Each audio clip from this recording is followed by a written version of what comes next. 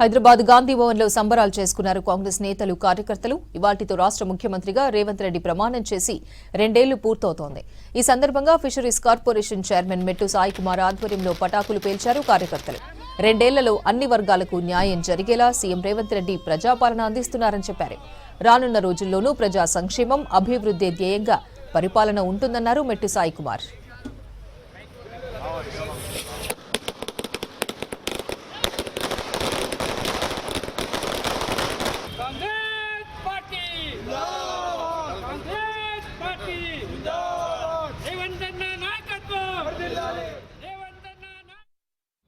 రెండు సంవత్సరాలు ముఖ్యమంత్రిగా యనమల రేవంత్ రెడ్డి గారు ప్రమాణం చేసి నేటికి 2 సంవత్సరాల పూర్తి సందర్భంగా ప్రజాపాలనలో ప్రతి ఇంటికి, ప్రతి గడపకు, ప్రతి వ్యక్తికి ప్రజా సంక్షేమం, ప్రజాప్రభుత్వం యొక్క సంక్షేమ పథకాలు చేర్చే విధంగా నిరంతరం 18 గంటలు పనిచేస్తున్నటువంటి ముఖ్యమంత్రిగా తెలంగాణ ముఖ్యమంత్రి యనమల రేవంత్ రెడ్డి గారు ఉన్నందుకు మేము కాంగ్రెస్ పార్టీ కార్యకర్తగా, తెలంగాణ పౌరుడిగా మేము గర్వపడుతున్నాం.